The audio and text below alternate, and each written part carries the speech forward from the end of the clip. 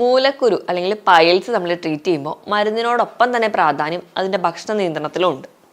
അപ്പോൾ മൂലക്കുരു അല്ലെങ്കിൽ പൈൽസിൻ്റെ ബുദ്ധിമുട്ട് അനുഭവിക്കുന്നവർക്ക് മരുന്ന് കഴിക്കുന്നതിനോടൊപ്പം എന്തൊക്കെ ഭക്ഷണം കഴിക്കാം, എന്തൊക്കെ കഴിച്ചുകൂടാ എന്നൊക്കെ നമുക്ക് ഈ വീഡിയോയിലൂടെ നോക്കാം.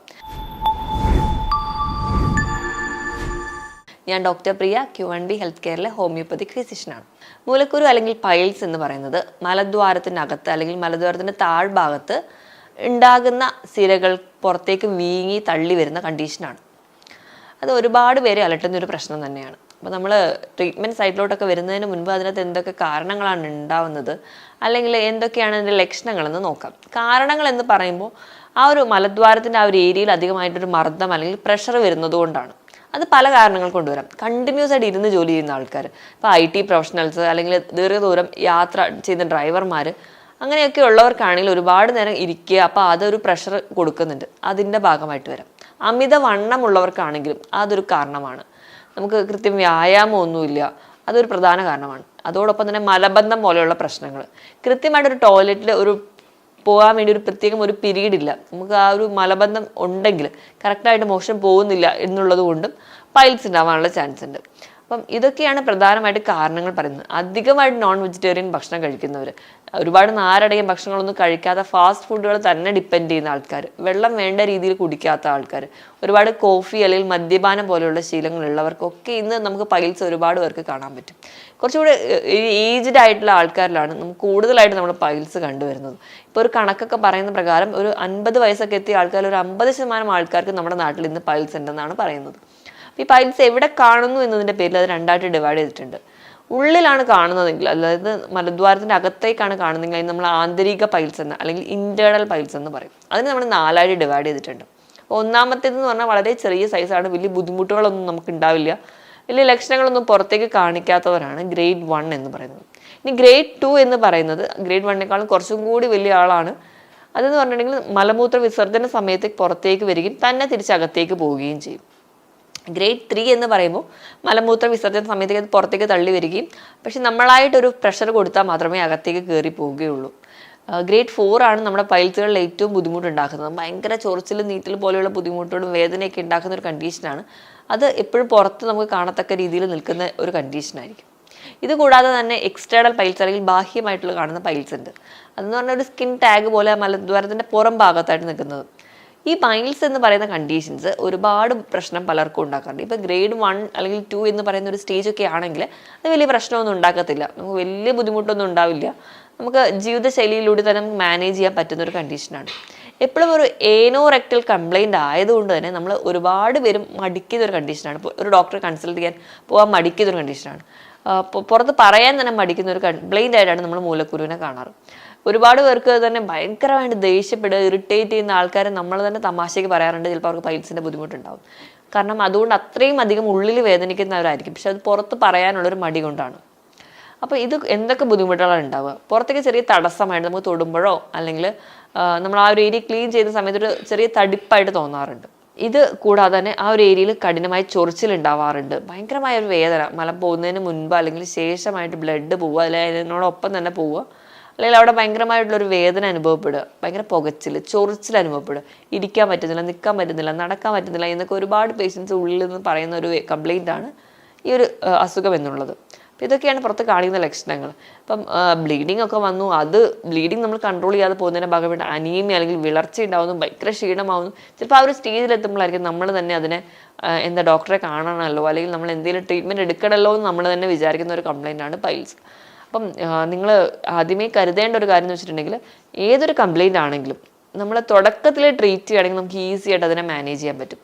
നമ്മൾ മടി കൊണ്ടോ അല്ലെങ്കിൽ മറ്റ് പല കാരണങ്ങൾ കൊണ്ടോ നമ്മളൊരു ഡോക്ടറുടെ കൺസൾട്ടേഷനോ അല്ലെങ്കിൽ മറ്റാരോട് ഷെയർ ചെയ്യാതിരുന്നുണ്ടെങ്കിൽ അത് ഓരോ ദിവസം ചെല്ലുന്നതോറും അതിൻ്റെ സ്റ്റേജ് കൂടി വരികയും നമുക്ക് കൺട്രോൾ ചെയ്യാൻ പറ്റാത്തൊരു കണ്ടീഷനിലോട്ട് പോവുകയും ചെയ്യും. പിന്നെ ഒരു എൻഡ് സ്റ്റേജ് എന്ന് പറഞ്ഞാൽ പിന്നെ ചിലപ്പോൾ അത് സർജിക്കലാവാം. നമ്മുടെ ഒരു ഏജ് ചിലപ്പോൾ അവിടെ പ്രശ്നം വരാം, അല്ലെങ്കിൽ നമുക്ക് പല ജീവിതശൈലി രോഗങ്ങളുണ്ടെങ്കിൽ അതൊരു പ്രശ്നമാവും.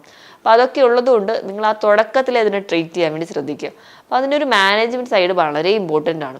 അപ്പോൾ നമ്മളിത് ട്രീറ്റ് ചെയ്യാതിരുന്നിട്ടുണ്ടെങ്കിൽ അല്ലെങ്കിൽ അത് മറ്റ് പല കോംപ്ലിക്കേഷൻസും ഉണ്ടാകും. ഇപ്പോൾ ഞാൻ ഈ പറഞ്ഞ അനീമിയ കൂടാതെ തന്നെ അത് അവിടെ ഒരു ത്രോംബോസിസ് അല്ലെങ്കിൽ ഒരു ബ്ലഡ് ക്ലോട്ടൊക്കെ ആയിട്ട് ഫോം ചെയ്യാൻ അല്ലെങ്കിൽ സ്കിൻ ടാഗായിട്ട് പ്രസൻറ്റ് ചെയ്യാനൊക്കെ കാരണമാവാറുണ്ട്.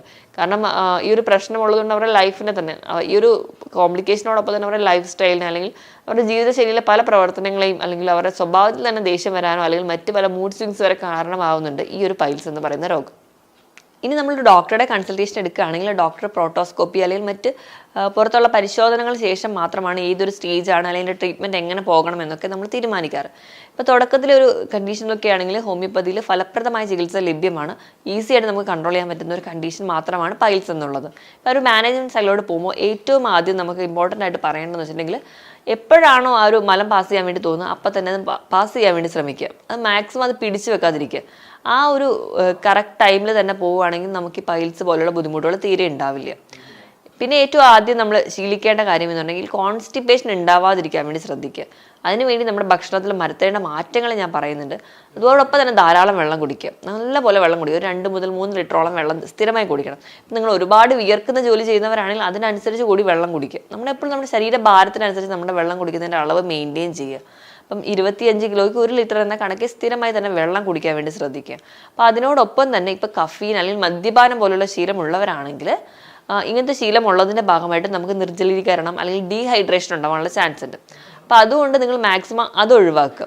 ആ ഒരു ഡീഹൈഡ്രേഷൻ ഒഴിവാക്കാൻ വേണ്ടിയിട്ട് നിങ്ങൾ ഈ ഒരു സ്വഭാവം ഉണ്ടെങ്കിൽ അത് കംപ്ലീറ്റ് ആയിട്ട് നിർത്തുക. അതുപോലെ പുകവലിയൊക്കെ കംപ്ലീറ്റ് ആയിട്ട് നിർത്തുക. ഇനി ഭക്ഷണത്തിൻ്റെ കാര്യത്തിലോട്ട് കിടക്കുമ്പോൾ നമ്മൾ ഏറ്റവും ആദ്യം നമ്മൾ പറയുന്നത് വെച്ച് കഴിഞ്ഞാൽ നാരുള്ള ഭക്ഷണങ്ങൾ കഴിക്കുക. ഏറ്റവും ആദ്യം ഇപ്പോൾ നമ്മൾ വേറെ എന്തൊക്കെ പ്രശ്നങ്ങൾ ഉണ്ടായിക്കോട്ടെ, മറ്റ് പല കാരണങ്ങൾ കൊണ്ടാണ് നിങ്ങൾക്ക് പൈൽസ് എങ്കിലും ഏറ്റവും ആദ്യം നമ്മൾ മാനേജ് ചെയ്യാൻ വേണ്ടത് നാരടങ്ങിയ ഭക്ഷണം കഴിക്കുക. നാര് എന്ന് പറയുന്നത് നമ്മുടെ പഴങ്ങളിലും പച്ചക്കറികളിലും മറ്റ് പല ഭക്ഷണങ്ങളും ഉൾപ്പെട്ടിട്ടുള്ള ഒന്നാണ്. നാരുകൾ 2 ടൈപ്പ് ഉണ്ട്. സോലുബിൾ ഫൈബേഴ്സും ഉണ്ട്, ഇൻസോലുബിൾ ഫൈബേഴ്സും ഉണ്ട്. ഈ സോലുബിൾ ഫൈബേഴ്സ് എന്ന് പറഞ്ഞാൽ നമ്മൾ ഓട്സിലൊക്കെ കാണുന്നതാണ്. അതുപോലെ തന്നെ ഇൻസോലുബിൾ ഫൈബേഴ്സ് എന്ന് പറയുന്നത് നമ്മുടെ പഴങ്ങളിൽ പച്ചക്കറികളിൽ നമ്മൾ തവിട് അടങ്ങിയിട്ടുള്ള ഭക്ഷണങ്ങളിൽ ഒക്കെ കാണുന്നതാണ് ഇൻസോലുബിൾ ഫൈബേഴ്സ്. ഇവ രണ്ടും നമുക്ക് അത്യാവശ്യമായിട്ടുള്ള ഒന്നാണ്. നമ്മുടെ ശരീരത്തിൽ അല്ലെങ്കിൽ നമ്മൾ കഴിക്കുന്ന ഭക്ഷണത്തിൽ നിന്ന് വേസ്റ്റായിട്ട് മലം ഫോം ചെയ്യുന്നത് നമ്മുടെ വൻകുടലിൽ വെച്ചായിരിക്കും. ആ വൻകുടലിൻ്റെ ഒരു മൂവ്മെൻറ്റ് വഴിയാണ് മലദ്വാരത്തിലേക്ക് എത്തുന്നു, അത് മലം പുറത്തേക്ക് പോകുന്നത്. അപ്പം ഈ ഒരു മൂവ്മെൻറ്റ് കംപ്ലീറ്റ് ആവണില്ല. ഈ മൂവ്മെൻറ്റ് നടക്കണമെങ്കിൽ നമുക്ക് ഫൈബേഴ്സ് അത്യാവശ്യമാണ്. ആ ഒരു ബൾക്ക്, അതായത് ആ മലം ഫോം ചെയ്യാനുള്ള ഒരു ബൾക്ക് ഫോം ചെയ്യണമെങ്കിൽ ഫൈബേഴ്സ് വളരെ എസെൻഷ്യലാണ്. അപ്പോൾ ധാരാളം ഫൈബേഴ്സ് അടങ്ങിയ ഭക്ഷണങ്ങൾ കഴിക്കുക. നമ്മുടെ വീടുകളിൽ കിട്ടുന്ന ഇലക്കറികൾ, ചീര അല്ലെങ്കിൽ തഴുതാമ, മുരിങ്ങയില, മധുരച്ചീര ഇവയൊക്കെ നിങ്ങൾക്ക് ഉൾപ്പെടുത്താം. അതുപോലെ ഇലക്കറികൾ സ്ഥിരമായി കഴിക്കുന്നതിനോടൊപ്പം തന്നെ നമുക്ക് കോളിഫ്ലവർ, ബ്രക്കോളി, ക്യാബേജ് ഇവയൊക്കെ കഴിക്കും. ക്രൂസിഫറസ് വെജിറ്റബിൾസ് എല്ലാം നിങ്ങൾക്ക് ഉൾപ്പെടുത്താം. ഇവയിലൊക്കെ ധാരാളം നാരുകൾ അടങ്ങിയിട്ടുണ്ട്. ഇപ്പോൾ ഞാൻ ആദ്യം പറഞ്ഞ പോലെ സോലുബിൾ ഫൈബേഴ്സ് ഉള്ള ഓട്സ് അത് നിങ്ങൾ കഴിക്കാം. ഓട്സ് ഒക്കെ കഴിക്കുമ്പം നിങ്ങൾ മാക്സിമം ഉപ്പുമാവൊക്കെ ആക്കിയിട്ട് കഴിക്കുകയാണെങ്കിൽ ധാരാളം പച്ചക്കറികൾ കൂടി ആഡ് ചെയ്യാൻ പറ്റും. അപ്പം അതും നിങ്ങൾക്ക് വളരെ ഗുണം ചെയ്യും. അതുപോലെ തന്നെ വേരുകളിൽ ആയിട്ടുള്ള ഫ്രൂട്ട്സ് അല്ലെങ്കിൽ കിഴങ്ങ് വർഗ്ഗങ്ങൾ, ക്യാരറ്റ്, ബീട്രൂട്ട്, മധുരക്കിഴങ്ങ്, പൊട്ടേറ്റോ ഇവയൊക്കെ നിങ്ങൾക്ക് ഉൾപ്പെടുത്താൻ പറ്റും. ഇവയൊക്കെ നിങ്ങൾക്ക് ഒരു പരിധി വരെ നിങ്ങൾക്ക് മലബന്ധം പോലുള്ള പ്രശ്നങ്ങളും അതുപോലെ തന്നെ നിങ്ങൾക്ക് ഈ ഒരു പൈൽസിൻ്റെ ബുദ്ധിമുട്ടുകളും മാറ്റാൻ പറ്റുന്നതാണ്. ഇപ്പോൾ പഴവർഗ്ഗങ്ങളുടെ കേസ് എടുക്കുകയാണെങ്കിൽ പേരയ്ക്ക, ആപ്പിള്, മുന്തിരി ഇവയൊക്കെ നിങ്ങൾക്ക് കഴിക്കാവുന്നതാണ്. നമുക്ക് പേരയ്ക്കൊക്കെ ആണെങ്കിൽ നമ്മുടെ വീട്ടിലൊക്കെ കിട്ടുന്നതായതുകൊണ്ട് തന്നെ നമുക്ക് ധൈര്യമായിട്ട് തൊലി അടക്കം തന്നെ കഴിക്കാം. അതാണ് ഏറ്റവും നല്ലത്. ഇപ്പം മറ്റ് പഴവർഗ്ഗങ്ങളൊക്കെ ആണെങ്കിൽ ആപ്പിളൊക്കെ ആണെങ്കിൽ നല്ലപോലെ ക്ലീൻ ചെയ്ത് തൊലി അടക്കം കഴിക്കുകയാണെങ്കിൽ കുറച്ചും കൂടി നല്ലതാണ്. അപ്പോൾ നിങ്ങൾ മാക്സിമം ഈ പഴവർഗ്ഗങ്ങൾ കഴിക്കുമ്പോൾ ശ്രദ്ധിക്കേണ്ടതെന്ന് വെച്ചിട്ടുണ്ടെങ്കിൽ കട്ട് ചെയ്ത് കഴിക്കാൻ വേണ്ടി ശ്രദ്ധിക്കുക. ഒരിക്കലും ജ്യൂസാക്കി കഴിക്കാതിരിക്കാൻ വേണ്ടി ശ്രദ്ധിക്കുക. പപ്പായ അല്ലെങ്കിൽ മറ്റ് നമ്മുടെ പരിസരത്തൊക്കെ കിട്ടുന്ന അല്ലെങ്കിൽ സീസണൽ ആയിട്ടുള്ള എല്ലാ ഫ്രൂട്ട്സുകളും നിങ്ങൾക്ക് കഴിക്കാം. ഏത്തപ്പഴം സ്ഥിരമായി കഴിക്കുന്നുണ്ടെങ്കിൽ അതും ഒന്ന് കുറച്ചാൽ മാത്രം മതി. ഇനി പച്ചക്കറികളിൽ ഏറ്റവും ഇമ്പോർട്ടൻ്റ് ആണ് നമ്മുടെ ബീൻസ് എന്ന് പറയുന്നത്. ബീൻസ് നിങ്ങൾക്ക് ഒരു പരിധി വരെ നമ്മുടെ മലദ്വാരത്തിന് ചുറ്റും ഉണ്ടാകുന്ന വീക്കവും അല്ലെങ്കിൽ അവിടെ ഉണ്ടാകുന്ന നീർക്കെട്ടുകളൊക്കെ കുറയ്ക്കുന്നു. അതുകൊണ്ട് തന്നെ ആ ഒരു പൈൽസ് ഉണ്ടാക്കുന്നതിനായ പല പ്രശ്നങ്ങളും മാറി കിട്ടുന്നുണ്ട്. അപ്പോൾ ഇവ സ്ഥിരമായിട്ട് കഴിക്കാൻ വേണ്ടി ശ്രദ്ധിക്കും. ഇനി ഇന്ന് വരെ ഫൈബേഴ്സ് തീരെ കഴിക്കാത്ത ഒരാൾക്കാരാണെങ്കിൽ നാളെ തൊട്ട് എന്നാൽ ഞാൻ ഫൈബേഴ്സ് എല്ലാം കൂടി കഴിക്കാമെന്ന് കരുതരുത്. അപ്പോൾ അങ്ങനെ കഴിച്ചു കഴിഞ്ഞാൽ നമ്മുടെ ഭക്ഷണം ദഹിക്കാൻ വളരെ ബുദ്ധിമുട്ടുണ്ടാവും. അപ്പോൾ നിങ്ങൾ ചെയ്യേണ്ടതെന്ന് വെച്ചാൽ കുറഞ്ഞ അളവിൽ ആദ്യം ഫൈബേഴ്സ് കഴിക്കുക. നമ്മുടെ ഡൈജഷൻ പ്രോപ്പർ ആണെന്ന് ഉറപ്പ് വരുത്തിയതിന് ശേഷം മാത്രം അതിൻ്റെ അളവ് കൂട്ടിക്കൊണ്ടുവരും. ഒരു ദിവസം ഒരു 25 മുതൽ 30 ഗ്രാം വരെ നിങ്ങൾക്ക് ഫൈബേഴ്സ് കഴിക്കാവുന്നതാണ്. അപ്പോൾ 2 നേരം ഇലക്കറികളായിട്ടോ 1 നേരം ഫ്രൂട്ട്സ് ആയിട്ടോ ഒക്കെ നിങ്ങൾ കഴിക്കുകയാണെങ്കിൽ ധാരാളം ഫൈബേഴ്സ് നിങ്ങളുടെ ശരീരത്തിൽ എത്തുന്നുണ്ട്. അപ്പം നിങ്ങൾ ഫൈബേഴ്സ് കഴിക്കുമ്പോൾ കൃത്യമായി ദഹിച്ചില്ലെങ്കിൽ അത് ഒരുപാട് ഗ്യാസ് ഫോർമേഷൻ ഉണ്ടാവാനുള്ള കാരണമുണ്ട്. അതുപോലെ തന്നെ നല്ലപോലെ ചവച്ചരച്ച് കഴിക്കുക. ഭക്ഷണം കഴിക്കുന്നതിനോടൊപ്പം നിങ്ങൾ വെള്ളം കുടിക്കാതിരിക്കുക. അതും നിങ്ങൾക്ക് ഗ്യാസ് ഉണ്ടാവാനുള്ള കാരണമാവും. അപ്പം ഫൈബേഴ്സ് കഴിക്കുമ്പോൾ ഈ കാര്യങ്ങളൊക്കെ ശ്രദ്ധിക്കുക. അതിനോടൊപ്പം തന്നെ നിങ്ങൾ നല്ലപോലെ ഭക്ഷണം ഫൈബർ അടങ്ങിയ ഭക്ഷണങ്ങൾ കഴിക്കുക. വാഴച്ചുണ്ട്, വാഴപ്പിണ്ടി, ഇപ്പോൾ ഫ്രൂട്ട്സിൻ്റെ കേസിലാണെങ്കിൽ ഓറഞ്ച്, ഇതിലൊക്കെ ഒരുപാട് നാരുകൾ അടങ്ങിയിട്ടുണ്ട്. ഇവയൊക്കെ സ്ഥിരമായിട്ട് കഴിക്കാൻ വേണ്ടി ശ്രദ്ധിക്കുക. ഇനിയിപ്പോൾ ധാന്യങ്ങളുടെ കേസ് എടുക്കുകയാണെങ്കിൽ നമ്മൾ ചോറുണ്ടാക്കുന്നത് മാക്സിമം കുത്തരി കൊണ്ട് ഉപയോഗിക്കുക. അപ്പോൾ അവിടെയും ധാന്യങ്ങൾ നിങ്ങൾക്ക് കിട്ടും. അതുപോലെ തന്നെ പയറ്, കടല, പരിപ്പ് ഇവയിലൊക്കെ ഒരുപാട് ഫൈബേഴ്സ് അടങ്ങിയിട്ടുണ്ട്. അപ്പോൾ അവയും നിങ്ങൾക്ക് ലഭിക്കുന്നതായിരിക്കും. ഇനിയിപ്പം ഏറ്റവും കൂടുതൽ ആൾക്കാർക്ക് ഡൗട്ടുള്ളതാണ് ഈ നോൺ വെജ് കഴിക്കാവോ എന്നുള്ളത്. നോൺ വെജ് കഴിച്ചാൽ ഒരുപാട് പേര് പറയുന്നതാണ് കോഴി കഴിക്കാൻ പാടില്ല, കോഴി ഇറച്ചി, കോഴി മുട്ടയൊന്നും കഴിച്ചുകൂടാ, അതിന് പകരം നിങ്ങൾക്ക് താറാവ് കഴിച്ചു കഴിഞ്ഞാൽ കുഴപ്പമില്ല എന്നുള്ളത്. അതുപോലെ തന്നെ പല ഒറ്റമൂലികളും താറാവ് മുട്ട കൊണ്ട് കഴിച്ചു കഴിഞ്ഞിട്ടുണ്ടെങ്കിൽ നിങ്ങൾക്ക് പൈൽസ് കംപ്ലീറ്റ് ആയിട്ട് മാറാൻ പറ്റും എന്നൊക്കെ ഒരുപാട് പേരുടെ വാദങ്ങളുണ്ട്. അപ്പം അതിനെക്കുറിച്ച് നമുക്കൊന്ന് നോക്കാം. ഇപ്പം നോൺ വെജിറ്റേറിയൻ ഫുഡിൻ്റെ കേസിലെടുക്കുകയാണെങ്കിൽ നിങ്ങൾ ചെറിയ മത്സ്യങ്ങൾ കഴിക്കാവുന്നതാണ്. അത് നിങ്ങൾ മാക്സിമം കറി വെച്ച് കഴിക്കാൻ വേണ്ടി ശ്രദ്ധിക്കുക. വലിയ മത്സ്യങ്ങൾ ഇപ്പോൾ നെയ്മീൻ പോലെയുള്ളവ, അതുപോലെ തന്നെ ഷെൽ ഫിഷ്, കക്ക, ഞണ്ട്, കൊഞ്ച് ഇവയൊക്കെ മാക്സിമം കുറയ്ക്കാൻ വേണ്ടി ശ്രദ്ധിക്കുക. അതുപോലെ നിങ്ങൾ കഴിക്കാതിരിക്കുന്നതാണ് ഏറ്റവും നല്ലത്. ബാക്കി മീനുകളൊക്കെ നിങ്ങൾക്ക് കഴിക്കാം. ഇനി ഇറച്ചിയുടെ കേസ് എടുക്കുകയാണെങ്കിൽ ഒരു തരത്തിലുള്ള നോൺ വെജ് നിങ്ങൾക്ക് നല്ലതല്ല. അതിപ്പോൾ താറാവ് ഇറച്ചി ആയിക്കോട്ടെ, കോഴി ഇറച്ചി ആയിക്കോട്ടെ, അത് നിങ്ങൾക്ക് നല്ലതല്ല. അത് നിങ്ങൾക്ക് നല്ലതല്ല എന്ന് പറയുന്നതിന് കാരണം ഇവയിൽ തീരെ നാരടങ്ങിയിട്ടില്ല. ഒട്ടും നാരടങ്ങാത്തത് കൊണ്ടാണ് ഈ നോൺ വെജിറ്റേറിയൻ ഫുഡ് കഴിക്കേണ്ട എന്ന് പറയുന്നത്. അതോടൊപ്പം തന്നെ ഇവയിൽ കൊഴുപ്പ് കുറച്ച് കൂടുതലാണ്. അതുകൊണ്ടാണ് നമ്മൾ ആ ഒരു നോൺ വെജിറ്റേറിയൻ ഫുഡ് കഴിക്കേണ്ട എന്ന് പറയുന്നത്. ഇപ്പം നിങ്ങൾക്ക് എന്തെങ്കിലും ഒരു തരത്തിൽ ഇപ്പം അത് കഴിക്കണമെന്ന് ആഗ്രഹമുണ്ടെങ്കിൽ നിങ്ങൾക്ക് കഴിക്കാവുന്നതാണ്. പക്ഷേ അത് കഴിക്കുന്നതിനോടൊപ്പം അതിനെ ബാലൻസ് ചെയ്യുന്ന രീതിയിൽ നിങ്ങൾ ഫൈബർ അടങ്ങിയ ഭക്ഷണങ്ങൾ സാലഡായിട്ടോ അല്ലെങ്കിൽ മറ്റേതെങ്കിലും തരത്തിൽ കഴിക്കേണ്ടതാണ്. ഇപ്പം നിങ്ങൾ ഒരുപാട് ഉള്ളിയൊക്കെ കഴിക്കുക, അങ്ങനെയൊക്കെയാണ് നിങ്ങൾ കഴിക്കുന്നതെങ്കിൽ നിങ്ങൾക്ക് കഴിക്കാവുന്നതാണ്. മാക്സിമം നാടൻ കോഴി അല്ലെങ്കിൽ ആ ഒരു ടൈപ്പ് ഓഫ് കാറ്റഗറി ഫുഡുകൾ മാക്സിമം ഒഴിവാക്കുക. കുറച്ചും കൂടി കമ്പയർ ചെയ്യുമ്പോൾ ബ്രോയിലർ ആണ് കുറച്ചും കൂടി നല്ലത്. കാരണം അതിൽ കുറച്ചും കൂടി ജലാംശമുണ്ട്. അതുപോലെ തന്നെ കറി വെച്ച് മാത്രം കഴിക്കുക. നമ്മളിപ്പം ഇപ്പോഴത്തെ ഒരു ടൈപ്പ് അനുസരിച്ച് ഒരുപാട് വറുത്തതും പൊരിച്ചതും അൽഫാം അങ്ങനെയൊക്കെ കഴിക്കുന്നവരാണെങ്കിൽ അതിൽ ചുടുന്നതിനോടൊപ്പം ഒരുപാട് അതിനകത്തുള്ള വെള്ളം കൂടി നഷ്ടപ്പെടും. അപ്പോൾ അത് ഒഴിവാക്കാൻ വേണ്ടി മാക്സിമം കറി വെച്ച് കഴിക്കാൻ വേണ്ടി ശ്രദ്ധിക്കുക. എപ്പോഴും കഴിക്കുന്നതിനോടൊപ്പം തന്നെ ഒരു സാലഡ് കൂടി കഴിക്കുകയാണെങ്കിൽ നിങ്ങൾക്ക് ബാലൻസ് ചെയ്ത് കഴിക്കാവുന്നതേ ഉള്ളൂ. പക്ഷേ ഇത് സ്ഥിരമായി കഴിക്കാതിരിക്കാൻ വേണ്ടി ശ്രദ്ധിച്ചാൽ മതി. മുട്ടയുടെ കേസ് എടുക്കുകയാണെങ്കിലും കോഴി മുട്ടയാണെങ്കിലും താറാവ് മുട്ടയാണെങ്കിലും അതിലുള്ള കണ്ടൻറ്റും ഒക്കെ സെയിം തന്നെയാണ്. അപ്പം കോഴി മുട്ട കഴിച്ചത് കൊണ്ട് ഒരു പൈൽസ് വരും, അതുകൊണ്ട് താറാവ് മുട്ട കഴിക്കുന്നു എന്ന് പറയുന്നതിൽ യാതൊരുവിധ ശരിയില്ല. അപ്പോൾ നിങ്ങൾ ഒഴിവാക്കുകയാണെങ്കിൽ രണ്ടും ഒഴിവാക്കേണ്ടതാണ്. പിന്നെ നിങ്ങൾക്ക് വല്ലപ്പോഴും ഇങ്ങനെയൊക്കെ കഴിക്കുമ്പോൾ നിങ്ങൾ ശ്രദ്ധിക്കേണ്ടതെന്ന് പറഞ്ഞിട്ടുണ്ടെങ്കിൽ അതിനനുസരിച്ച് ഫൈബേഴ്സ് കൂടി കഴിച്ചാൽ മതി. ഇനി പലർക്കും ഉള്ളൊരു ഡൗട്ടാണ് ബീഫ് കഴിക്കാവോ എന്നുള്ളത്. ഈ ബീഫ് എന്ന് പറയുന്ന ഒരു അലർജിക് പ്രോട്ടീനാണ്. അപ്പം നമ്മുടെ മലദ്വാരത്തിന് ചുറ്റിലും എന്തെങ്കിലും നീർക്കെട്ടോ അങ്ങനത്തെ അസ്വസ്ഥതകളൊക്കെ ഉണ്ടെങ്കിൽ ബീഫ് കഴിച്ചാൽ അത് വീണ്ടും കൂടുകയുള്ളൂ. അപ്പം നിങ്ങൾ ഏതായാലും റെഡ് മീറ്റ് ആയാലും വൈറ്റ് മീറ്റ് ആയാലും കംപ്ലീറ്റ്ലി ഒഴിവാക്കുക. പകരം ഫൈബേഴ്സ് കുറച്ച് കഴിക്കുകയാണെങ്കിലാണ് ഏറ്റവും നല്ലത്. ഇത് നിങ്ങൾ അങ്ങനെ കഴിക്കാൻ വേണ്ടി ശ്രദ്ധിക്കുക. ഇനി ഒരുപാട് പേരുടെ ഡൗട്ടാണ് ബാക്കി എന്തൊക്കെ ഭക്ഷണത്തിൽ മാറ്റങ്ങൾ വരുത്തണം എന്നുള്ളത്. അപ്പോൾ അത് നോക്കിക്കഴിഞ്ഞിട്ടുണ്ടെങ്കിൽ നമ്മൾ ബിസ്ക്കറ്റ്, ഹൈ പ്രോസസ്ഡ് ഭക്ഷണങ്ങൾ അല്ലെങ്കിൽ കുക്കീസ് ഇങ്ങനത്തെ ചില ഫുഡുകൾ ടിന്നിലും ക്യാനിലൊക്കെ ഉള്ള ഭക്ഷണങ്ങളാണ് കുട്ടികൾക്ക് കൊടുക്കുന്നതെങ്കിൽ അത് കുട്ടികൾക്ക് മലബന്ധം ഉണ്ടാക്കിയും അത് അവർക്ക് ഭാവിയിൽ പൈൽസിന് കാരണമാകും. അപ്പോൾ അങ്ങനത്തെ ഒരു ഭക്ഷണങ്ങളൊക്കെ ഉണ്ടെങ്കിൽ അത് മാക്സിമം ഒഴിവാക്കുക. മദ്യപാനം നിർത്തുന്നത് വഴി നമ്മുടെ ശരീരത്തിലെ ഡീഹൈഡ്രേഷൻ മാറ്റാൻ പറ്റും. അതുപോലെ തന്നെ മദ്യം കുടിക്കുന്നുണ്ടെങ്കിൽ അത് നമ്മുടെ മലദ്വാരത്തിന് ചുറ്റും ഉണ്ടാക്കുന്ന നീർക്കെട്ടുകൾ ഉണ്ടാവാനുള്ള ചാൻസ് കൂടുതലാണ്. അപ്പം നിങ്ങൾ ആ ഒരു ശീലം ഉണ്ടെങ്കിൽ അത് കംപ്ലീറ്റ്ലി ഒഴിവാക്കും. അപ്പം കറികളൊക്കെ കഴിക്കുമ്പോൾ ഈ നോൺ വെജ് കഴിക്കണ്ട എന്ന് പറയുന്നതിന് മറ്റൊരു കാരണം എന്ന് പറഞ്ഞാൽ ഒരുപാട് മസാലകളും എരിവും ഒക്കെ ആ കറികളിൽ ഉണ്ടാവാറുണ്ട്. അതുകൊണ്ട് കൂടിയാണ് അത് നമ്മുടെ ആ രക്തത്തിൻ്റെ ഏരിയയിൽ നീർക്കെട്ട് ഉണ്ടാക്കാനുള്ള ചാൻസ് വളരെ കൂടുതലാണ്. കുരുമുളകിൻ്റെ ഉപയോഗം കുറയ്ക്കുക. അതുപോലെ തന്നെ കറികളൊക്കെ വറുത്തരച്ച് ഉണ്ടാക്കുന്ന കറികളാണ് മാക്സിമം ഒഴിവാക്കേണ്ടതാണ്. മാക്സിമം ആ ഒരു മൈൽഡായിട്ടുള്ള ഫ്ലേവറിൽ ഭക്ഷണം കഴിക്കും. ഒരുപാട് എരിവും മസാലയും ചെറിയ നീർക്കെട്ടുകളൊക്കെ ആ ഒരു രക്തത്തിൻ്റെ ഏരിയയിലുണ്ടായാൽ അത് കൂട്ടുന്നതായിട്ട് കാണാൻ പറ്റും. ഇതൊക്കെയാണ് പ്രധാനമായും ഭക്ഷണത്തിൽ വരുത്തേണ്ട മാറ്റം.